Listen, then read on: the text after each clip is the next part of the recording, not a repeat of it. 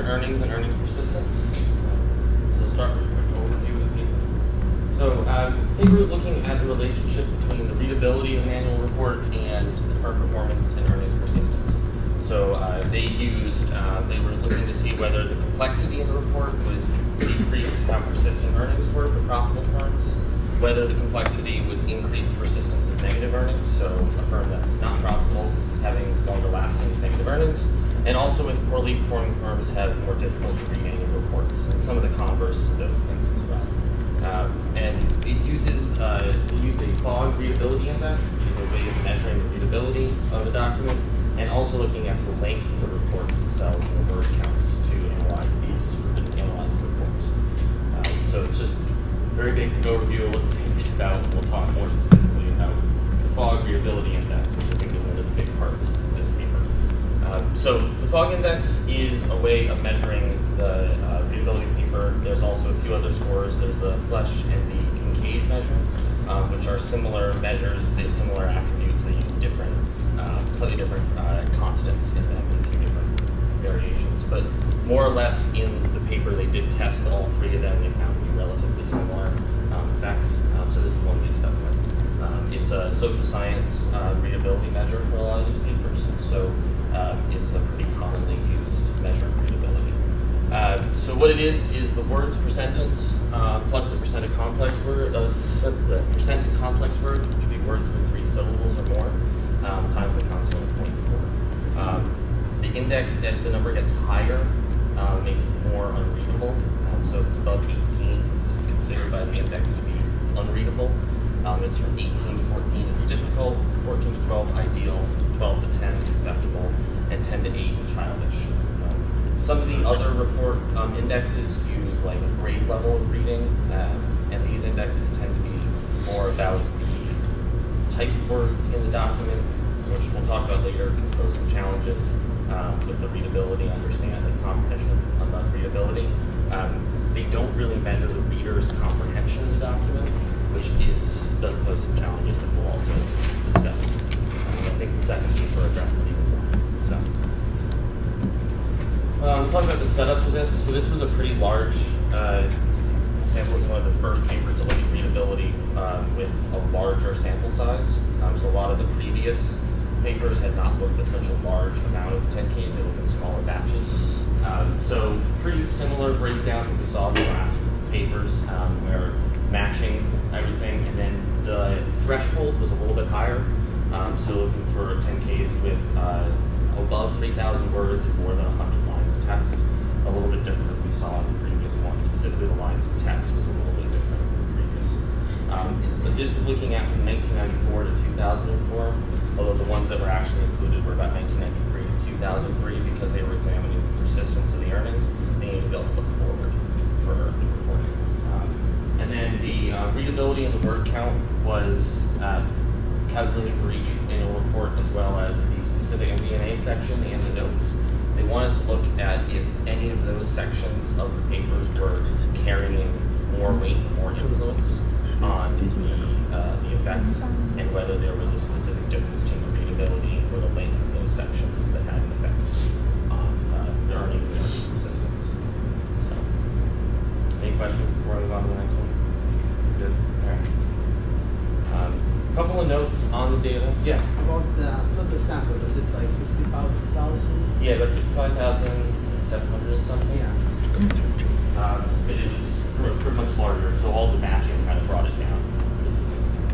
Why does the author even look at readability at all? What was that?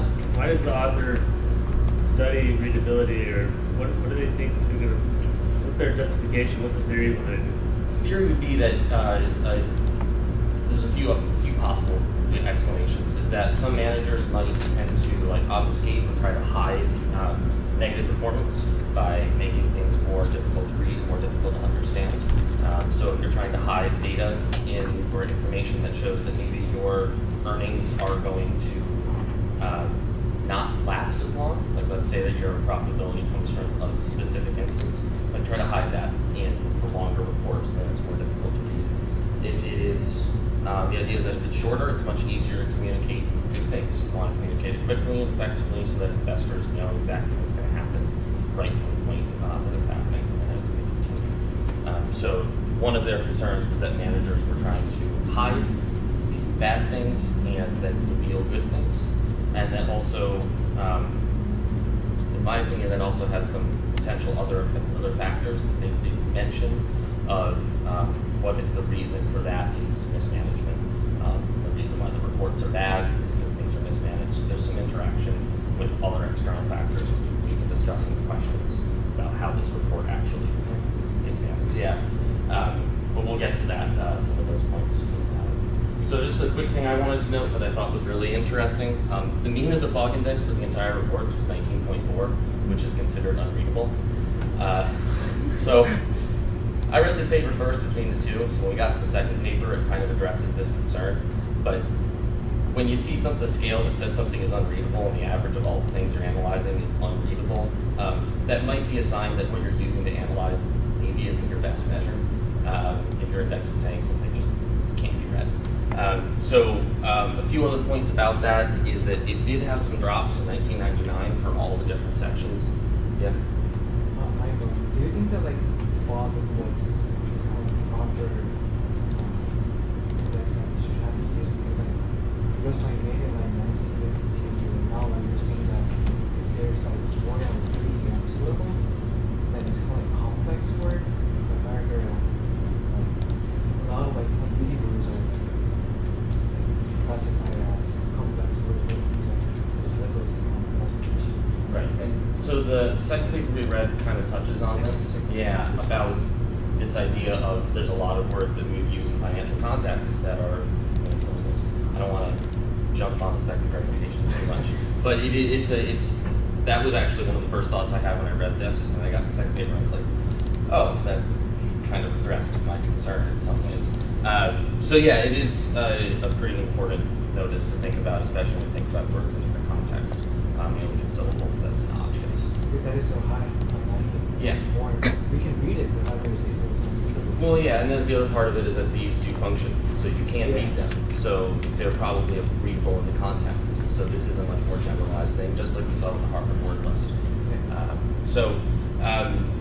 The one thing I did want to point out with the drop in the Fog Index in 1999 is there were plain English guidelines that were released in 1999. So that may have had some effect. I didn't see anything in the paper, though I may have missed it, about looking at specific time ranges for analyzing the subsets.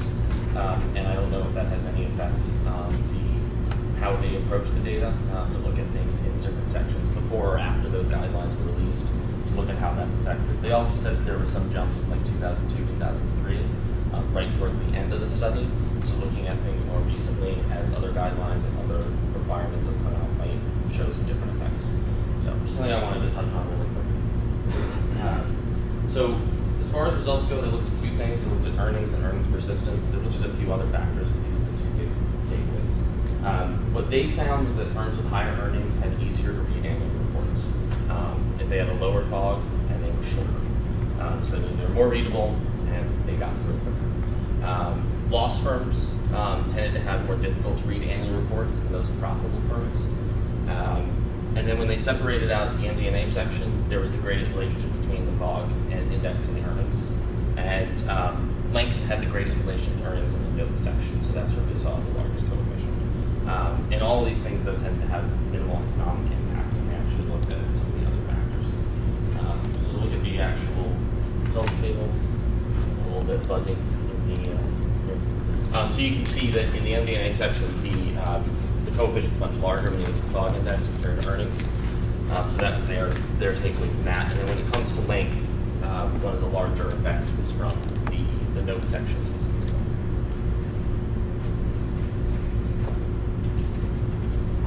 Then we looked at earnings persistence. They found is that readability decreases, so as the fog goes up, earnings persistence would decrease for profitable firms. So earnings would last for less time. So there's little effect, though, on the persistence of losses when it comes to readability. Profitable firms that had easier to read annual reports tended to have more earnings persistence, so earnings would last longer. And some of the findings suggested that there was some obfuscation from managers or some intentional effect from there. They did some additional analysis of specific types of words, negation, other things in word lists, and different types of effects on readability, and it tended to imply that some of these ones that had negative readability effects tended to have some of those other complexity added to it. That seemed to be more of a side thing that I think conjecture that we used a little bit more, like delving into specifically how they were directly relating a manager's decision to obfuscate with readability, because I think there's a lot of other factors there. They kind of touched on if it's poor management, and so they're producing bad annual reports to begin with. Bad management might be the cause of bad performance, not the bad reports. They might not managers not know better. So there's other issues that can be a factor when it comes to the production of these. So quickly show you the results table from earnings persistence, and specifically looking at the earnings persistence as readability went on for multiple years. And then I do want to touch on those questions. I think they're the most interesting part of this when it comes to when we talk about the second paper and what we then go on and discuss, and some of the things have kind of already come up. They did look at how firm size and other factors can impact results.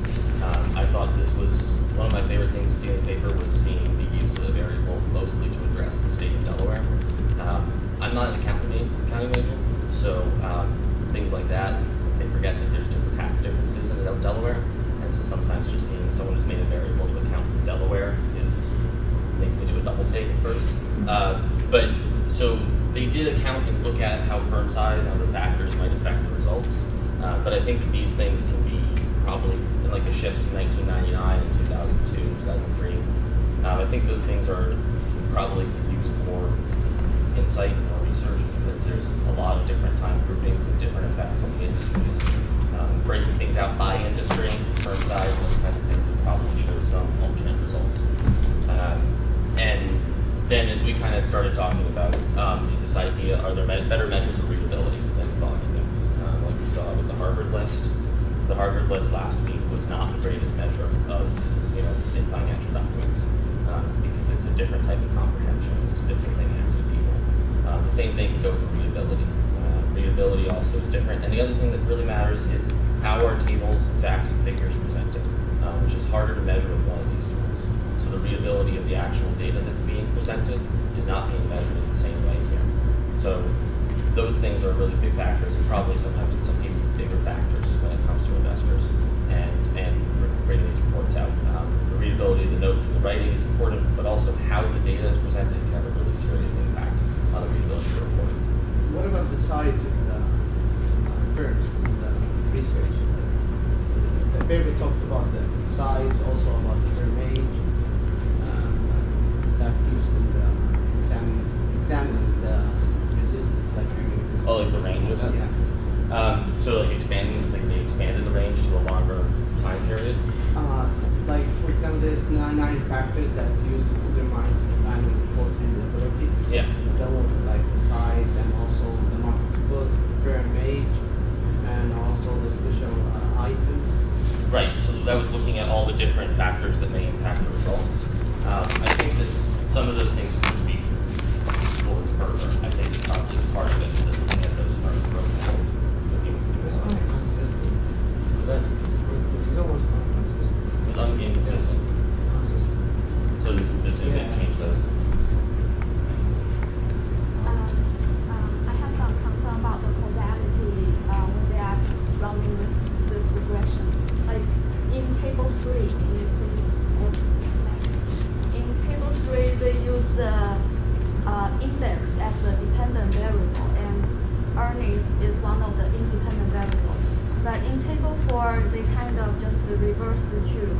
So what is exactly the causality? Like to kind of confuse. Like, Actually, this paper is like, they're not finding, they are kind of determinants, but however, they didn't exactly find out. They just wanted to show really just directions or just hard correlations, Right. not the correlated things.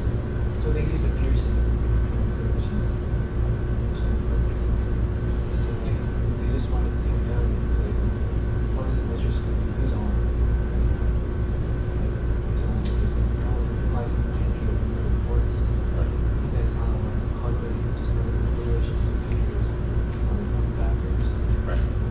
Yeah, I think that was one of the things I brought up, was that one of the concerns is what is actually causing the readability of the report to go down.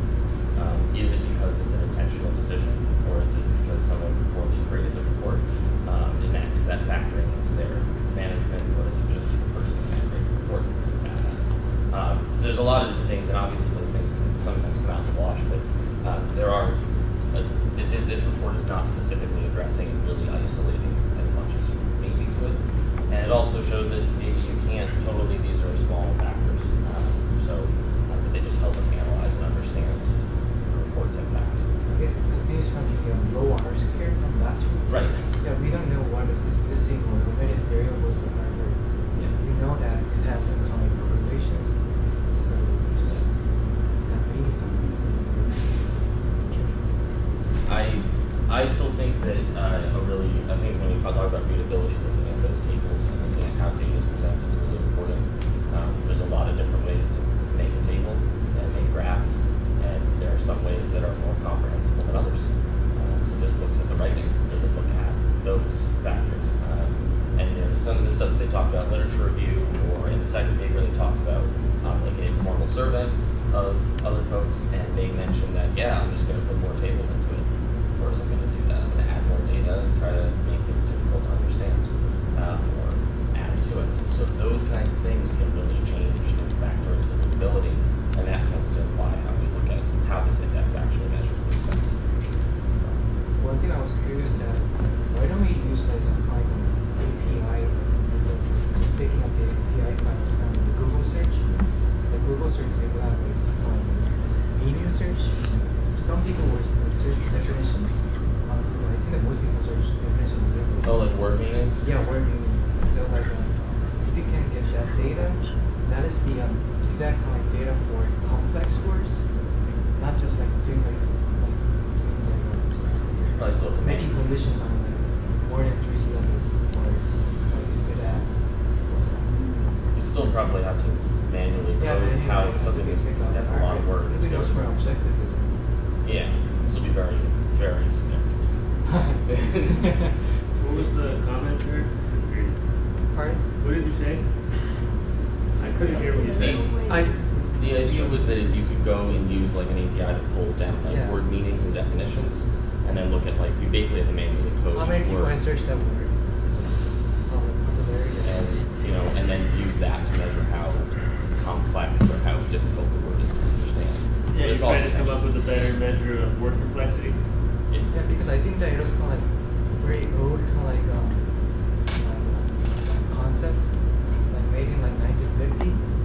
So like I just thought to have like 19.4, that measure for the thinking was so high that it didn't represent the real word, just getting the measure by like numbers. So I think that the big data would solve that problem, because like people would like search the definition if they think that word is complex. So we can just pull up the APA data from Google or something, and then I thought that that'll be much more objective kind of measure, much more precise measure. Also, complexity is sometimes subjective to the context, right? Yeah.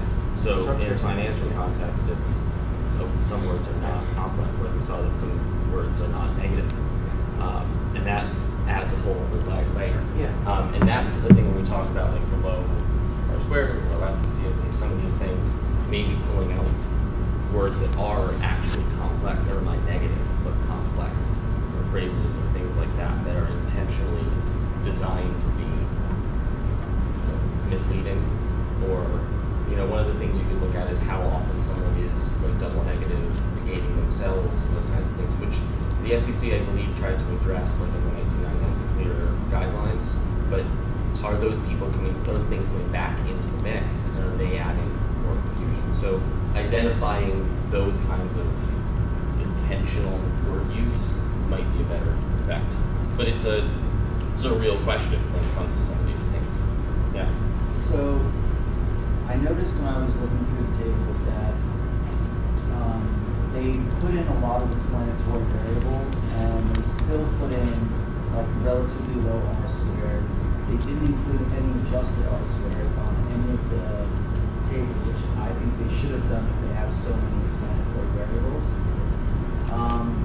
And then when they're trying to explain the readability, those were the lowest R-squares out of all of them, right? Yeah. And when you combine that with the fact that it's not one person that's writing this, or even like a team of 5 people, it's the entire legal department and accounting department that are creating these statements, do you think, based on all that information, that this study is still relevant and pertinent, or do you think that it's much ado about nothing?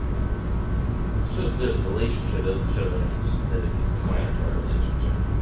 You know, it shows that these things have some relationship, they explain or definitively tell you anything. But some of the ways that we can address the actual use of the index might change those things. So if you see a relationship, we can try to dig into what's called blood, and then we can try to really work from that path to that. Yeah, I don't think that this paper is particularly telling us this is a definitive, this is telling us something, this is happening for sure. It's telling us that this is a possible measure that we can explore further.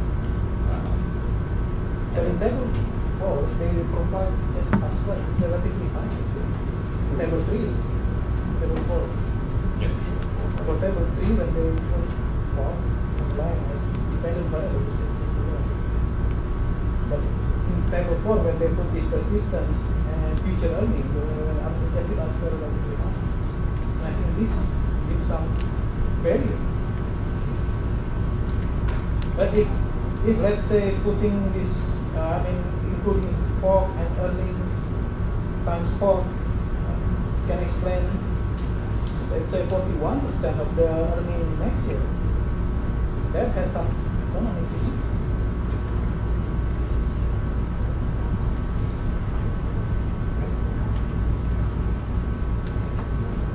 I think that ultimately the goal of a lot of this is to understand that there's a relationship here that we can further explore. And that's really, I think, to me, is the big important takeaway. Anyone else had other questions, concerns? Well, what about, we have 10 minutes, so. Yeah. What about table 6, I think? Well, You know, it has these additional lexical features of annual reports. yes. Did you have that in your slide?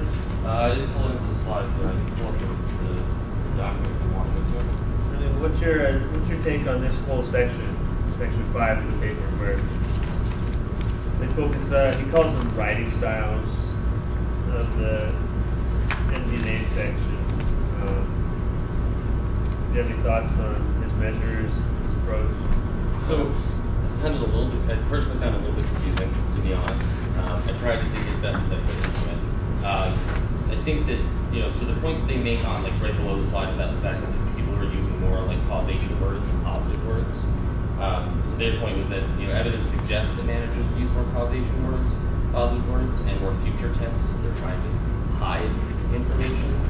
So this tends to be a way, I think, another way to break down like readability and the way people are using their language. I think it's a combination of looking at like how we use like the Harvard list to look at negative words. If we can also use those to look at more contextual and how people are using specific language. I think this leads into some of their findings of that managers might be intentionally trying to hide some things. But I think this is an area that I think if I was going to look at this, that would be a question I'd want to dig into deeper, specific like word choice related to other words, kind of like we had talked about last week with negative context, something negating a positive word, how does that affect? So looking forward and backward. I think this includes some of those lists and looking at the way that these affect and the way the emotion words affect these things. But I don't think it ties enough into the readability specifically, and it's more about the word list than it is about the readability and comprehension factor. Do you think managers hide the information, like the bad news? Yeah. And yeah. I mean, yeah. I mean, if there's bad news, yeah. I just think that what's more I'm wondering when it comes to this paper is how these measures relate to the readability instead of word choice. So we look at the Fog Index and those kinds of measures, looking at like an overall evaluation of the paper, measuring specifically how well things are comprehended or if it's intended to do something. is kind of a weird balance between both the Fog Index and readability and word choice when we look at like the lists of dictionaries. Yeah, they have this one dictionary, this one analysis, and all these dictionaries come from the Pennebaker Luke software. It's just like word lists, just like the Harvard word lists. They're not really tailored to this setting, right? Right.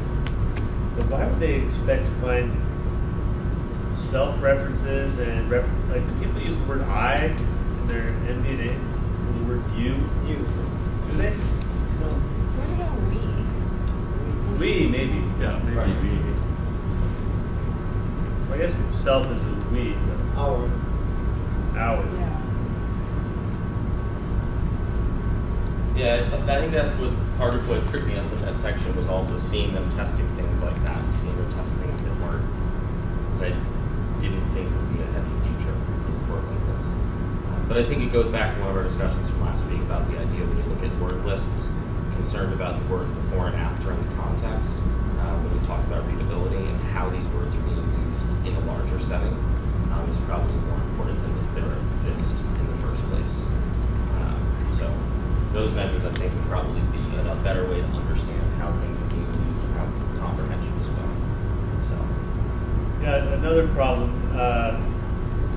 they do this future versus past and present.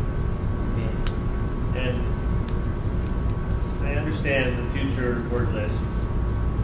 When you think about verb conjugation, right? If there's no future tense for English, they use other words like will and Right. shall. But past and present tense is pretty easy.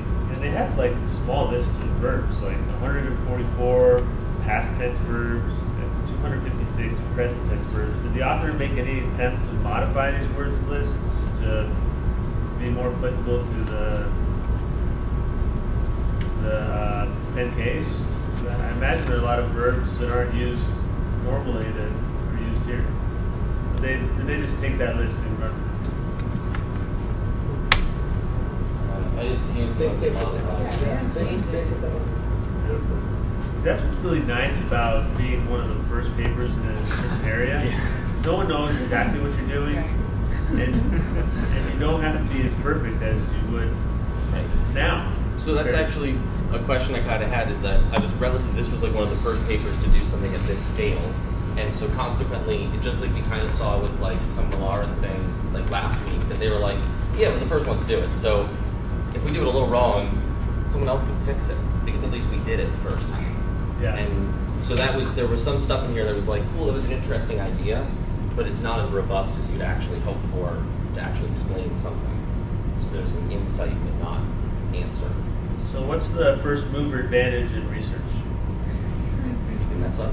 You can be, I don't know if I want to say sloppier, But kind of.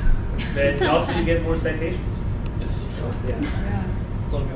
Even if it's people citing you to say, well, we found this and it's wrong, at least they cited you. So we need to think about our own research. Well, you guys need to graduate, okay? But we can also think about the hot new topics and be the first to write a paper about it. The hot new topics in our area don't really come from academia. We need to go and look and see what the big companies are doing, like Google and Facebook, because they're the leaders in our text mining area, right? So we need to see what they're doing, write a paper about it right away, so we can have a first mover advantage in those areas. Well, Does that sound like a good idea? It is, yeah. but for example, like Google's really big on evaluating images and like using those kinds of tools to evaluate images. If you could apply that to graphs and tables and then have context for how readable those things are, there's a way to measure readability when it comes to data. Image mining? Yeah, image mining. I mean, if you want to talk about readability in financial documents, Because they exclude tables. Right. Tables. So you can't read those, you can't include those the way they're presented with data. You measure readability through the actual data that's being presented. You have a much different approach. questions or thoughts or feelings even? Oh, I just wanted to tell Nuri, you were up, but you weren't here, so you're going next time. Okay. So, and it has to be extra good. Okay. On my side, there are a lot of similarities because they are pretty much touching on the same topic. And actually, Lee's article, because this is my article, so obviously I read this one first. So in this article, there's a paragraph dedicated to citing Lee's work. So they were actually using the same measures, readability, count of words, also in Lee's article. So my first question when I was reading this was, what's the difference? And after I read Lee's, the connection I established was more like Lee was, like we just said, he was the first one, so he sort of identified this problem that readability and count of words has a pretty significant predictive power on firm level performance. And the Logran and McDonough paper is more like, okay, so we know that's what you guys did, and that's empirical test that the count of word is better than the Fog Index. So that's pretty much the gist of this paper. And and Mike already touched on this, but readability is hard to define, so they gave their own definition. And also there's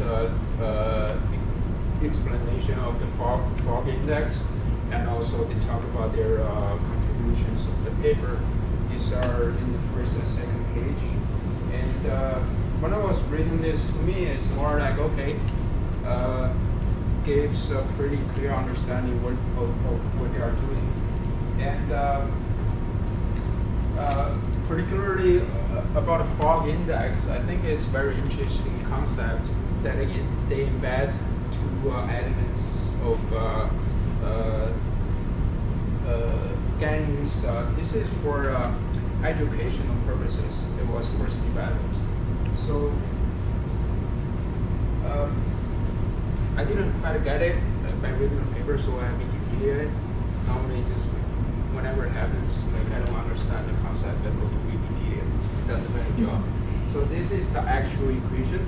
So I think it makes a lot more sense to me. And so that's the kind of the parameter that defines this whole complexity or readability of the Fog Index. And this is, Mike also gave a sort of example. For me, it's more like the actual magazines or journal articles that are, they are matching up to the Fog Index. So we have like a general understanding of what that matching something means. It's right here. Hold on. So this is different than what you should have read. So is this their? Yeah, actually, I was wondering. This is what I saw in the paper that I read was talking about the above 18 being unreadable. Is this more recent? This is actually from another website. When I was researching for Fog Index, I thought it just make a lot more intuitive sense. It's not in their paper. So what you pulled out was from the family paper? Yeah. Yeah, this is just another example. It's off the website.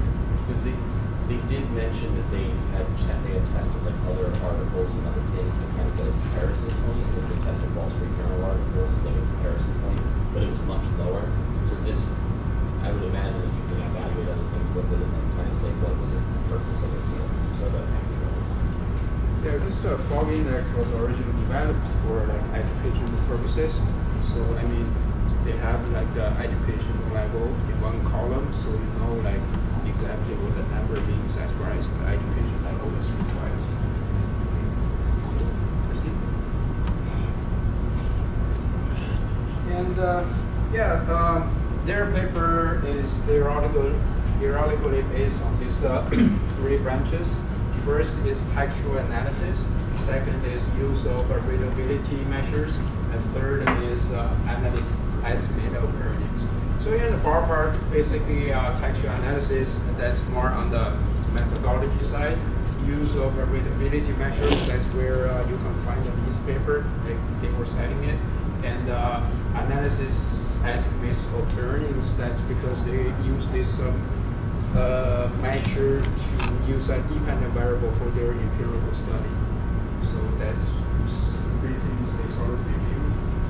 And first, for the textual analysis, these are the sample papers they cited that sort of touch on the subject. The first is about the tones or content of the newspaper, because like in this branch, it's not particularly focused on financial studies. They were just saying, textual is coming up as a branch. And also, there's the internet message board postings, and the 10Ks and newspaper articles. So it's just, if you are interested or you got a time, you can go find this and read them. And these are the just like the findings of the previous citations.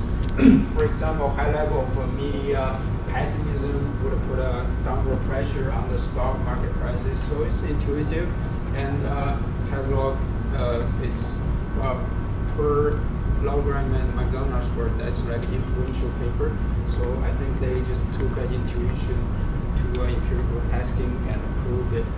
And also there is the Wall Street Journal column called the Beast of the Market, and they found out like journalists have a general higher impact on the index prices than other writers say. And then this is like the second branch, the readability part. Well, these are just basically the findings. They were citing these article. There's also Lawrence and Miller.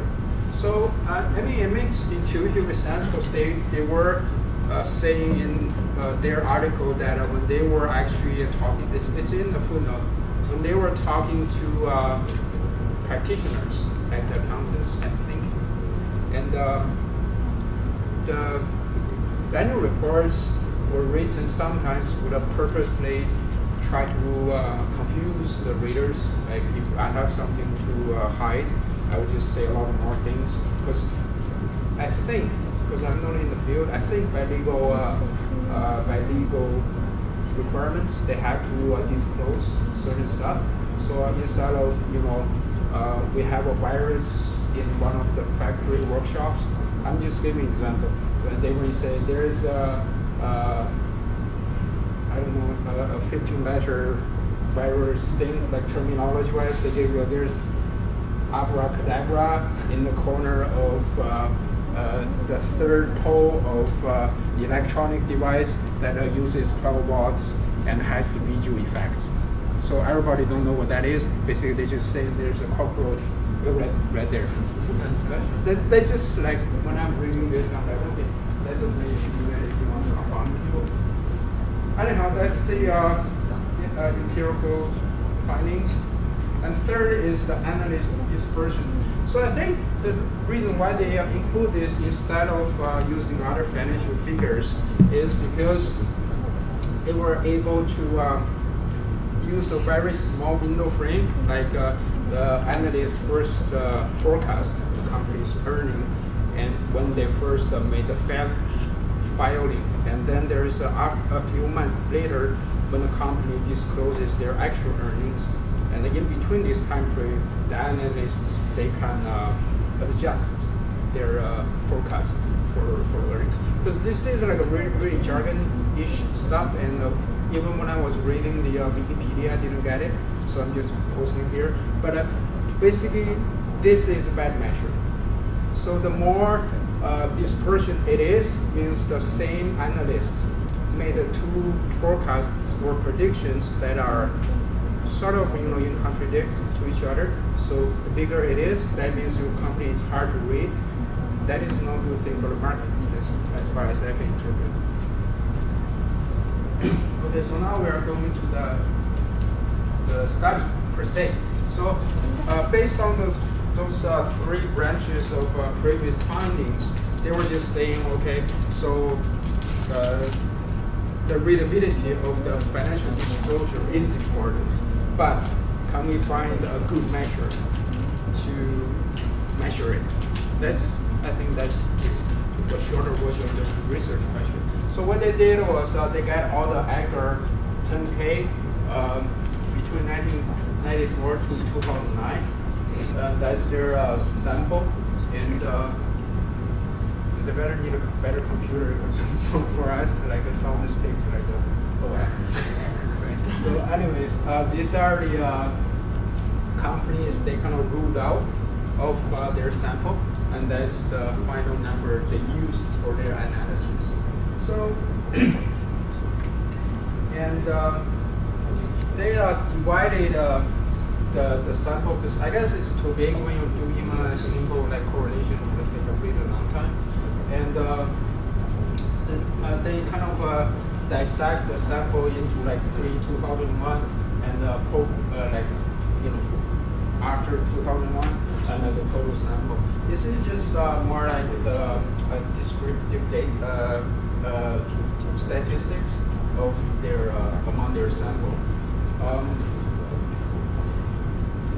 Well, I posted did they have an appendix to explain all this? But for us, we need to know that this is their dependent variable. That's more like their independent variable, and some of them are control variables. And I think it's in the back. Like two of them are also like another sets of dependent variables, because they want to make sure that you know, this Analyst Dispersion financial dependent variable is robust. So they use another tool, but it's in the back. And Nice question. Yeah. I'm reading the paper, and it goes from 1994 to 2011. But your chart just goes to 2009.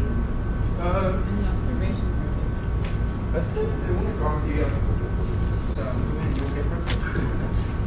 That's a correlational table, and this is their regression results, and in the parentheses that's the t statistics. So we can sort of see, like, you know, all the dependent variables, like step by step wise, is significant. But you know, just notice they are like standalone independent variables. They weren't entered in hierarchical order. And this is more like the semi-hierarchical results that you see once you enter the number of words. For the percentage complex words, is no longer significant, but for the Fog index, it still is.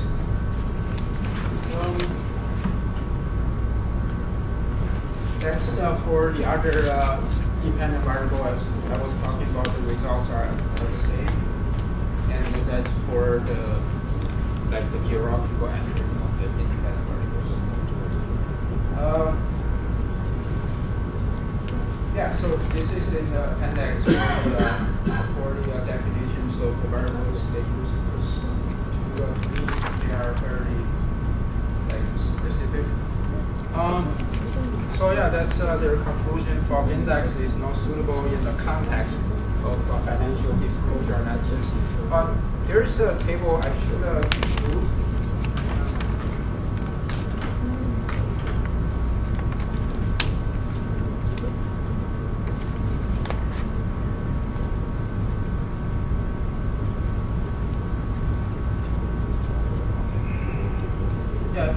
Actually, of micro presenting, we were talking about this, like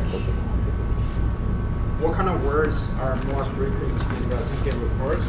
I found this kind of interesting, and they use it to demonstrate that the Fog index may be a poor measure because it's not a financial report specific. Particularly, like these are the more frequent, like the first quartile of the most frequent words.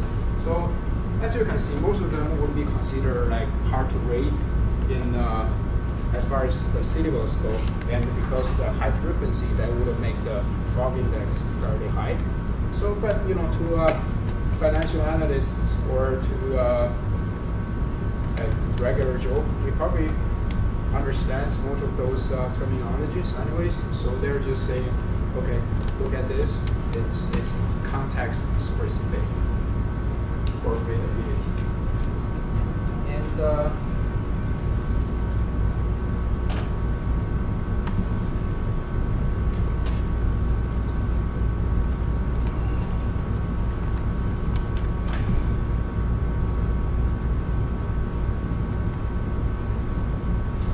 discussions. There's just my 2 cents on the paper because it is like where accounting and organizational behavior, so super macro, and this is super macro. And 2 things I can sort of pick up is first, it did, as far as the analysis go, it did not rule out fog index as a valid measure because as the previous slide show, like when they do the hierarchical regression, the fog index is still significant. So, and they were arguing kind of words is a better measure by the means of their coefficient values, but they didn't do a weight test, which means like although the number is higher, but is the difference significant? They didn't test it, or at least I didn't see. So they cannot just simply argue because the coefficient is higher and it has a higher predicting power, the count of words is better. They still have to do the statistic comparison. And to remedy the possible remedy, and also when I was looking at a paper, because in our research design, this is more like a correlational, it's more like cross-sectional. So basically, you always face the multicollinearity problem. You have the count of words, you have the positive words, you have the confounding words. Like, you are just using a lot of independent variables from the lexical kind of perspective. So they may cause a little bit of multicollinearity issue. And the second one is more like a sample selection bias, because they pretty much chopped off 90% of their initial sample. Among those samples, I think maybe like a very specific company, for example, a pharmaceutical company in Jersey, they only do like one medication, but it's like super complex and super profitable. But the only reason why they don't have analyst dispersion is because in their sample you have to make 2 forecasts to be included in the sample. So maybe because the product is like super specific, there's only 1 forecast and they excluded it from the sample.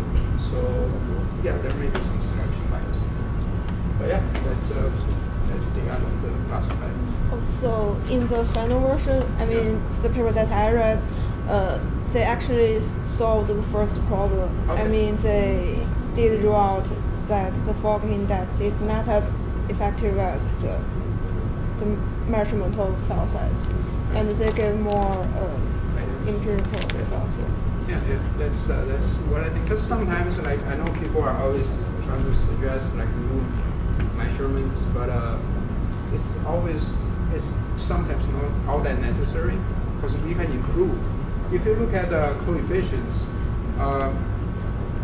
by including fog index, they improves the coefficients and also the t-test statistics of the count of words. So it means, they are actually better to work together rather than separate.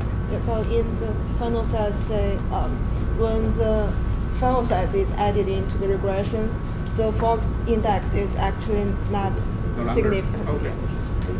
Then those 2 years matter, I guess. They have this. I noticed that they missed one important factor in the control variable.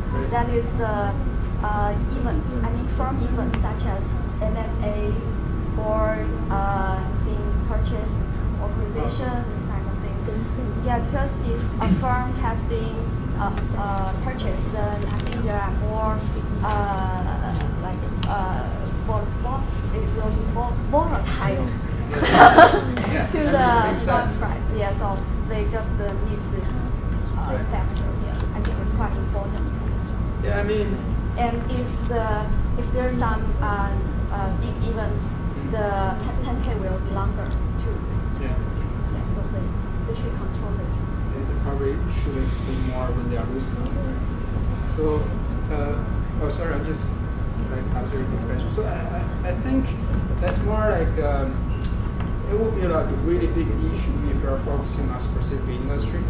But what they did was they have this massive sample, right? So by increasing the sample size, normally they are able to reduce the variance between companies. Like you may be talking about like more in the 1 to 2 standard deviation kind of companies, like you said, yeah, very specific acquisition. So yeah, we should include that for their as a control, but also when they have a large sample and if you look at their T statistics, a lot of them are like super significant. It's not like boundary line significant. So I think it may not be that have a super large impact, but yeah, definitely worth looking into. No, I was gonna say in the final version of the paper, they pretty much challenged the Fog Index, Yeah. especially the component of complexity, how Right. the words are complex. Right. Because, like you said, some words that are going to be complex per the definition of the Fog Index are not going Right. to be complex to the traditional reader.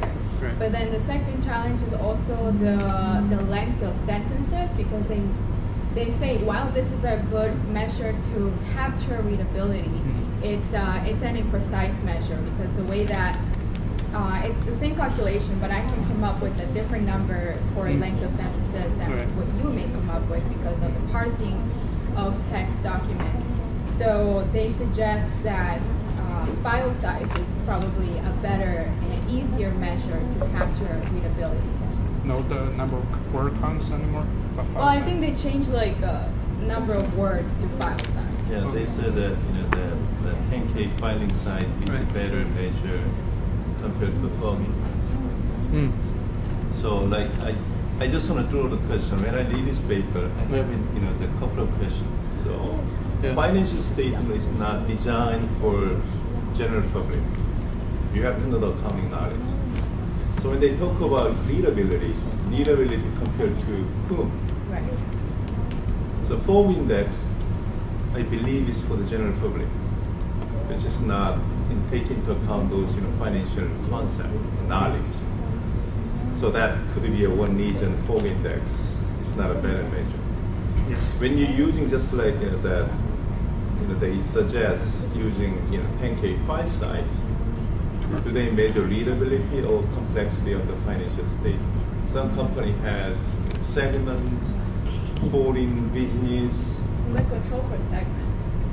Yeah, but the foreign business, like that, intuitively, if the firm's business are complex, their financial statement are obviously hard to read, or somehow company create financial statement which is they want to obfuscate their bad performance, they can write it that way.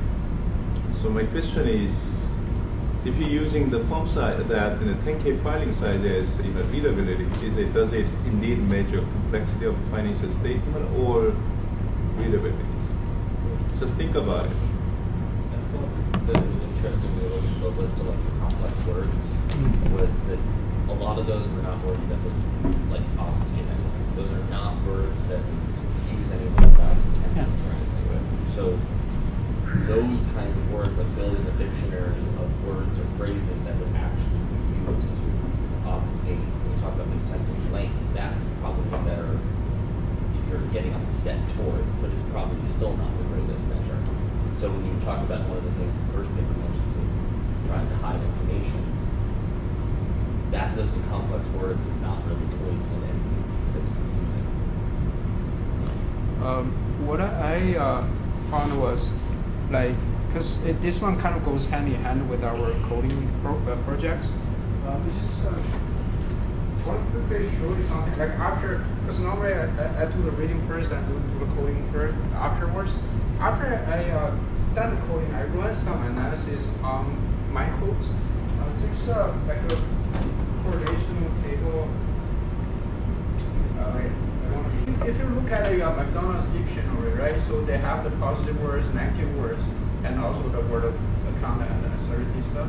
So what I did was I did a correlational table between the that's I think I got like 1,100 files but only for the MD&A section. So if you actually take a look at it, what words mean.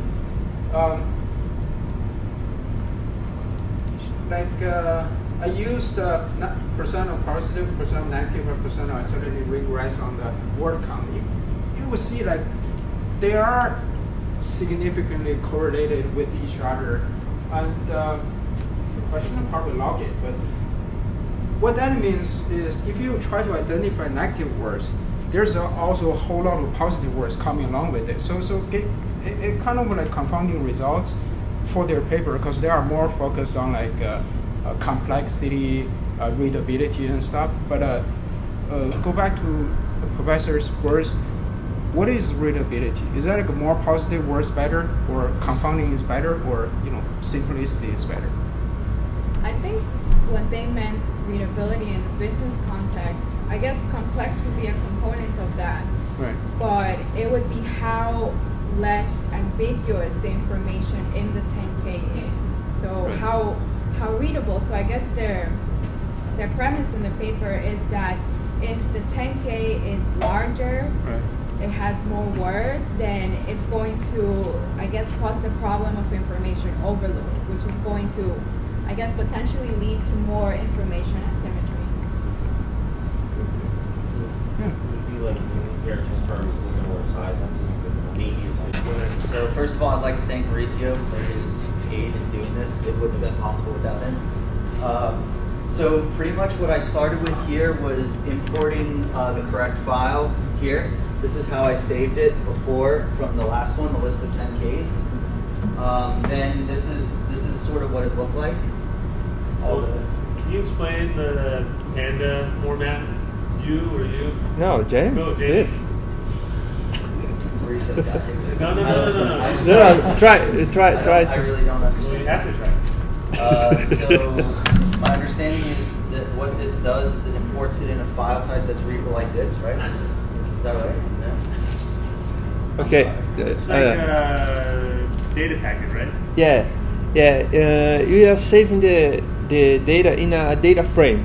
Data frame. Yeah, data frame. You can think like a Excel spreadsheet. So you have columns and lines. So each column was a variable, and what we save, each 10K file we save in a column. So the column corpus, each cell is the entire whole 10K. file, right? The whole file is in a cell. Like you put in Excel in A2, the entire file it's in just one cell. So you can read this one cell and take the whole file. Just like just that. Did you guys see Mauricio's code for assignment 1? Did you put it on? The number 2 is already there. You can put the number 1 first. Yeah, I forgot. Oh, okay. I just put that right now. Mauricio has advanced coding capabilities in Python. So he did assignment 1 and 2. Did you do 2 also? The two is there. You put them up. Yes. Them up. I put it in the beginning of the class. So this is really nice of Mauricio to do because it gives us another resource. We all are putting up our code, so it's all resources for us to use to learn Python. And so what Mauricio's doing is nice, and you guys should use each other's code and continue to learn. That's like my main goal. Not that you necessarily even get it right the first time, that you can learn how to do the research on your own, right? The code is already there. So keep trying, keep trying. Yan said it was terrible, right? Is that what you said, terrible? Yeah, I tried to figure out the Diamond 2 code on Tuesday, and I had a terrible Tuesday. Okay. But finally, I did figure it out. But okay. Well, you said learning Python at first. Yes. Did you say terrible or horrible? either one can be used. Go ahead. So this. Well, you got to explain your pickle object. why I saved it as a Yeah, what is that? That's confusing to people who've never seen that before. So my understanding from what I read into it was that this particular format makes it easier to manipulate with code, correct? Yeah. For example, when you what I did this pickle file, for example, when you download the 10Ks, you download 1,000 files. So in your computer you save 1,000 files. Okay, so a large number of files. So what's the pickle file I save? So I import everything to a data frame and save variables, create coefficients. So I take this data frame that is in memory and save it into disk. It's in a Python format in the Python object in memory. So I just like a dump or like a backup of the variable, I just save in the disk. So next time we just have to import this pickle file. It's already imported. It will import how it was in the last time when you save it.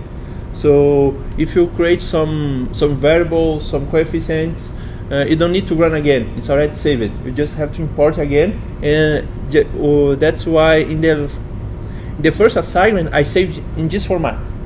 Now James just have to upload this format, and it's already working. You don't need to import 1,000 files again and rerun again all the formats. I believe in the last part of the code you show how it is, and the third assignment you just have to import again. It's already done. So basically you can save your Python objects that are in memory, you can save it to disk. Yes. As a pickle file. Yes, a and pickle you file. just read it again and it's ready to go. Yes. I use that. For example, you can save in CSV file. Okay, but CSV file is comma separate. So, but what's the problem with CSV? CSV takes a long time after import the file. If you have a huge CSV, it takes a long time. But I have the cell corpus. It is the entire text file. So I already have commas there. I have a lot of characters there. So how am I gonna save this one in a CSV file? It's very difficult. So that's why I choose this format. But you can use another one. So over here is a sample of what it looks like currently in the HTML format. So obviously you have to clean this up to make it look nice, which was one of the requirements. So then I had to install this thing right here. That's what this is, the HTML text. So that's what I'm doing here, import div. Then once that's been installed, I have to import the correct portions of that package so that I can run it in this section here, right?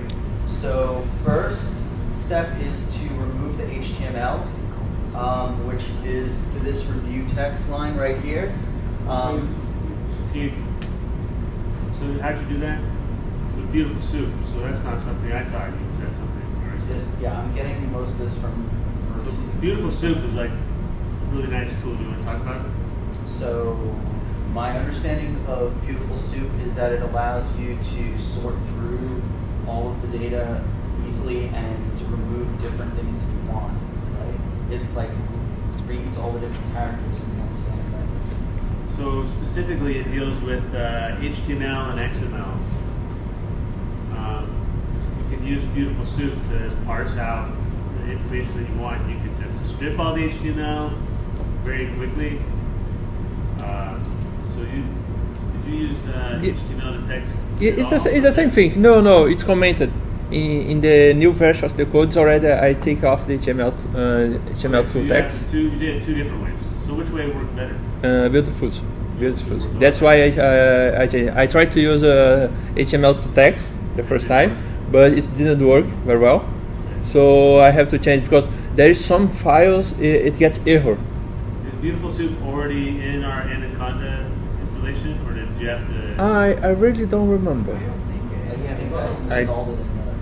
Did everyone hear? Yeah, it's the same command. No, it is installed though. Yeah.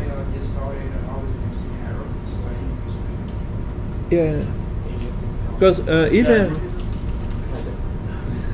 HTML2 is the same command to install like the HTML2 test. Because if you try to look in the code web scraping, they suggest you to use build soup. It's a good library, right? Yeah, but it's the same thing. Just to get the text. So the next step looks through the text and removes non-letters. So what you see is different symbols and what can be acceptable, like the letters there. Please correct me if I'm wrong, because this is my basic understanding. Then I convert all the uppercase to lowercase, so it's in one standard format. So, I mean, you're using regular expressions there. We go over that actually in the next class. You understand how that works. So it's saying review text under number 2. Review text equals, and then read the regular expression object. Where did you set that? You imported it, right? Somewhere. Did you import read? Or? Yeah. Oh, there it is. So read.sub means substitute. And you're going to substitute any spaces for just one space. So any ton of spaces, it'll just delete them all and put one space in. Is that what you're doing? This /s plus, it takes the space, the space is the enter is /n, and it's a lot of tags it takes off. Special tags, right? You have a tabs, spaces. You're just substituting long spaces with one middle space. Yeah, not so long spaces, but you have an enter /n. Oh, also the new line. The enter /t. There's a lot of expressions. It takes it off too. Yeah. So in the next line, you're substituting anything that's not a sequence of letters with space. Right. Yeah. Everything that's not letter. So it's just keeping words. It's taking out all the numbers. Then it converts to lowercase, and what I have here next is in order to search through the document quicker in the subsequent step, it converts all the stop words into a set.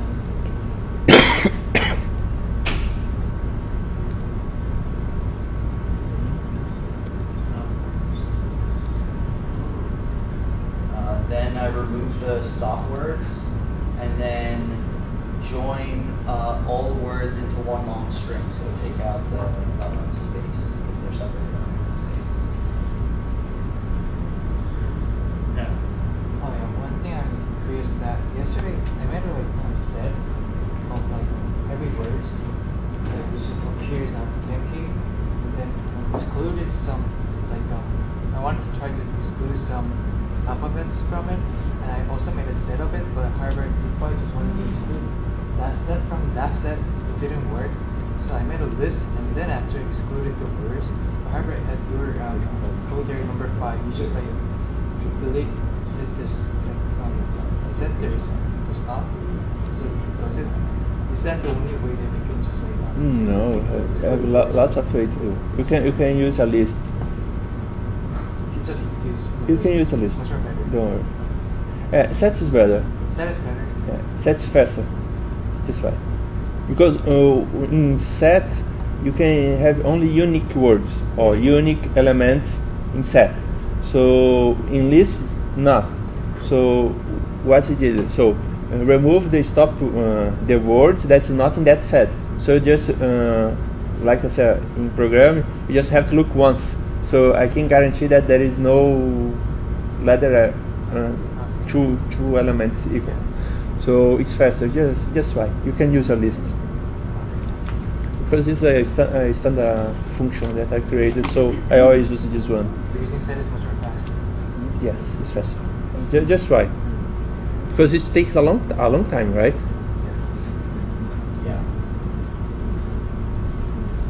Yeah. So next is just a check to make sure that. Let me go back up.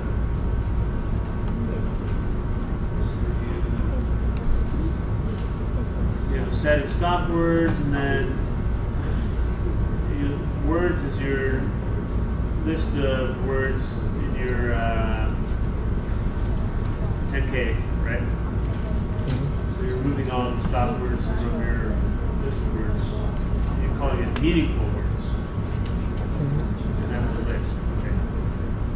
So then you're going to join all the meaningful words by a space, so it's just a string.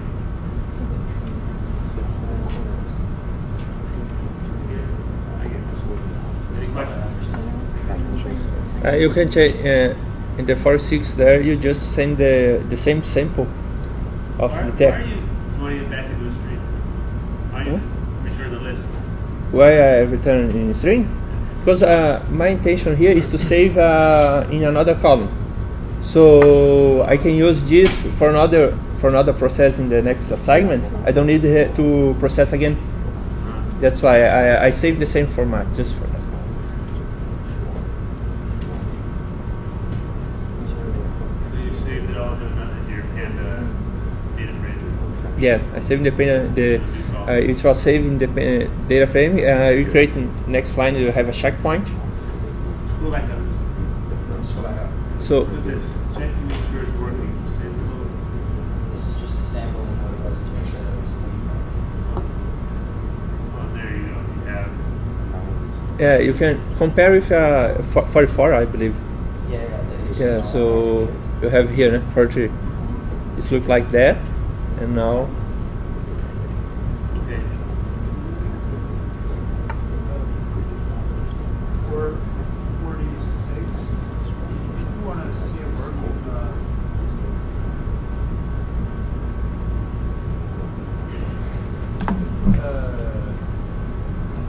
See, the bottom of 45, you have all those words, right? So 46, why do we need a corpse command to make that another cell? Is that why you're talking about putting it back to the columns? Yeah. Use it next time? Yeah, that's why, because in the 46 it's just you are just running for just one element, Right. just to see if it's working. So it do not take a long of time of processing. You say, oh, this is something wrong. So just a sample, okay. And I put to run just in the document. It's into memory. I just don't quite understand why you have the command or like the stop package corpse in there. Because you already have the words from the end of the Corpus is the name of the column. Yes, The data name the frame. column. Oh, So you're taking that Yeah, head one. What does that mean? Huh? Head one? Yeah. This is run just for the first line, Okay. for the and first document. then dot apply, and then you put in any function you want. Yeah, because in the first 5, we create a function. What? 45, we create a function. And the 46, what you apply, you can we're applying that function in that cell. Right. So it'll take automatically pass that contents of that cell as a parameter. Yes. Function. And if the function needs 2 parameters, comma. It used before, comma, and you pass another parameter. I believe in process, comma. No. Where do you add the second parameter? you have a text process, then you if you have another parameter, comma, and you put the second parameter. No, the text process is the name of the function. Yes. And still, if you need a second parameter, you put it after text process. Yeah, you can put that. Just let me open the James assignment.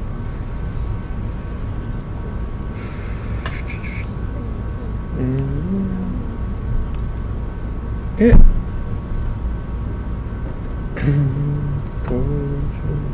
Jamie.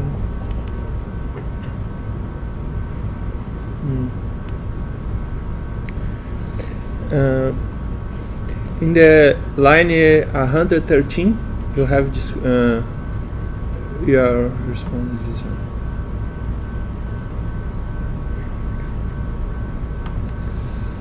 Yeah. In 112, I created a function with 2 parameters, and 113. Function is the first negative count, Yeah. and the second parameter is negative word. Negative list. Yes. It's a list. Negative word list. Okay. I guess the question Okay. is, Then, this is the name of this function. Yes. This is the parameter of this function. Yes. So where do So we this use is this parameter? to initiate the cleaning of the entire set of data. It's a This red is the book. parameter. So And this is the function. beginning portion is to get the total number of documents based on, like, because he's had it saved as like one column on the data frame, so it was a count of the number of entries in the column. And then this was to create a new list, like another column with the clean documents in it. And then this was just to start the clock for the timing process to know how long it was working for. And then the loop here runs the process and then shows how many documents have been processed and how function. long. This function. So forth. Yeah. The first parameter So that is took a this while. one. The function. save it in the new So column. negative count is the name. Yes. Negative word is The second parameter. so Yeah. where do we put it? The data parameter is the first function.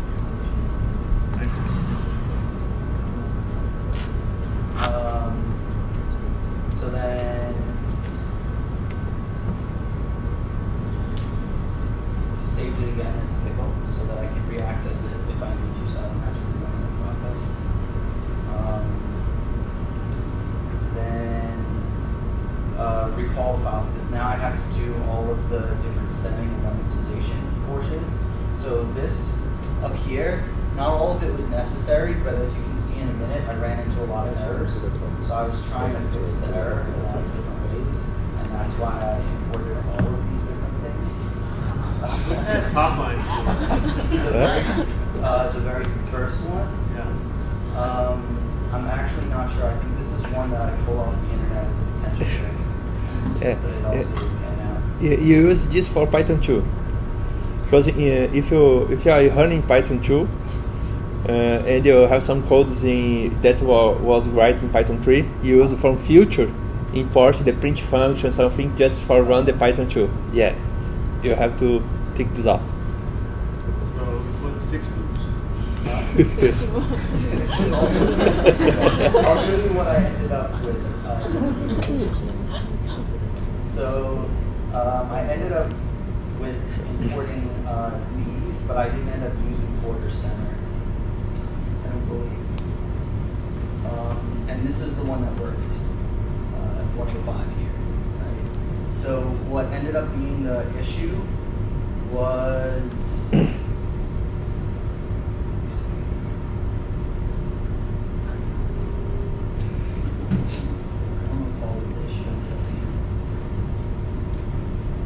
But I think I just deleted.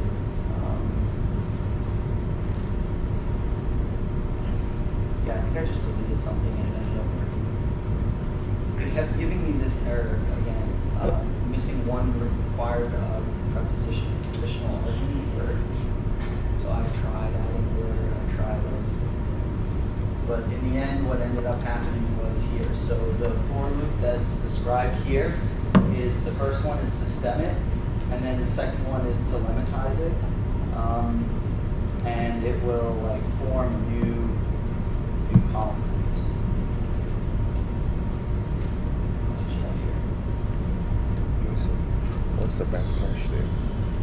The slash is for create a new line. Oh, so Just just for adding the divided because you cannot each put time. a enter. So back just slash you can do it. So then the next section was to calculate the word count. So define these two processes. One was to define what the word count was, and one was to define the unique count for different words. And then again, like create the new columns for each of these different things. So one for word count, one for unique words, stemmed and lemmatized. And then again, repeat the process for negative words. So this was where we got the negative word list from. And this is reading it in. Then for the words in the negative word list to add it to a new column. These are the two columns that we're just adding those guys. This is what it looks like, if I'm not mistaken.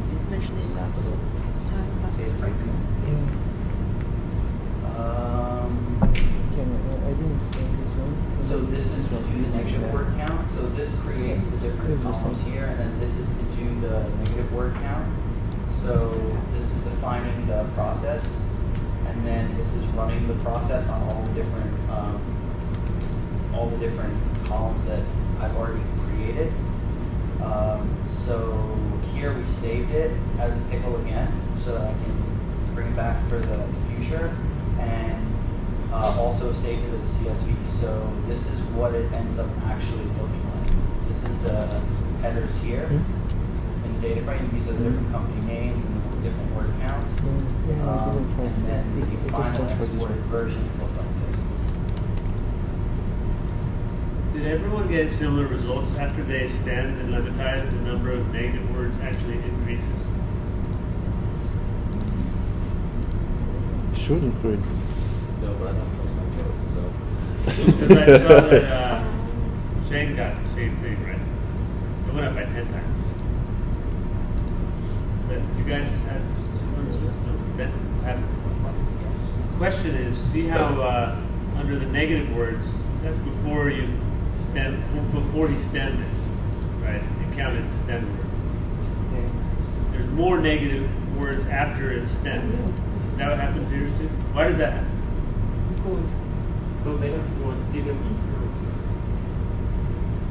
So they embrace more and more words to like past sentences or some adjectives. Yeah, it'll matches more words, right? Alright, any other questions? The most hesitating moment as he had Mike also when he was trying to tokenize the words, he had some kind of error which like notebook and Yeah, it was IO. Jupyter was having it was this IO hub thing exceeded. So we looked it up, and apparently it's an issue with Jupyter specific in version 5.0. It's like a problem with the notebook that it won't display a large amount of data, but if you want to preview and check something, there are certain things that are just too big. Even if like you were doing, it said apparently some issues were running into like visualizations. The real problem is that even though I went to the configuration file and changed the number, it gave like more than like 5 zeros on it. However, still it just crashed. So like, is there any like solutions to like just make the numbers to float, like, or infinite, kind of like to make it infinite? It's not the problem with the code, right? It's more about No. If I try to display a huge amount of data, you need set out of limit. You just have to send a command to change this one. You can do this, no problem. You are dealing with this problem when I try to create some plots and some visualizations, and they say, it's IO exceed limit, something like that. Yeah, you can send my mail. I have this command. You just have to put that in Analyst Dispersion. You change this limit. You have this limit. It won't to affect your work in here, because it just if you need to print, for example, if you try to print inside of your notebook the entire 10K, it won't to print.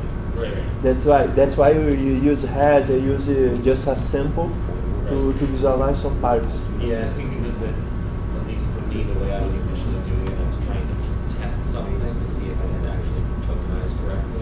Yeah. I had to break it down into really small samples. Yeah. But it was also, it seemed to be also affecting the performance of the file as a whole, because like that happened, I had to break it. When I would reload the Jupyter notebook file, it would take like 20 minutes just to load up the Jupyter notebook file, because it would still be in the output. Like it was things like that, right? Where you break it out and wait for it to load. So you made one mistake and you take a don't look use at it for. maybe I try to print a lot of things. Try to print a little less. Right, yeah, exactly. Yeah.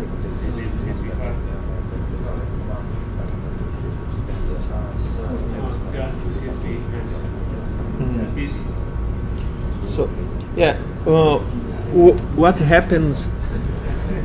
You don't have the entire data frame to sell, né? But in the last Pico file that James saved, so you have the columns company name, then you have corpus, and you have a clean corpus, and you have a estimated corpus, a lemmatized corpus. So in the next assignment, for example, you're gonna work. You can use. I already use the estimated corpus. You don't need to rerun again because it will take several times, right, to count. So for cleaning, take more than 100 minutes. For estimate and lemmatized, it take 40 minutes, right? And then we write a print function to. Is that 100 files or 1,000? This is 100 files. When I did it for 1,000, it kept Each crash of computer. Oh, okay. Great. Thanks, Jamie. Well, thanks to everyone, Horatio. And so I have a contest for all of you guys now, but you get to get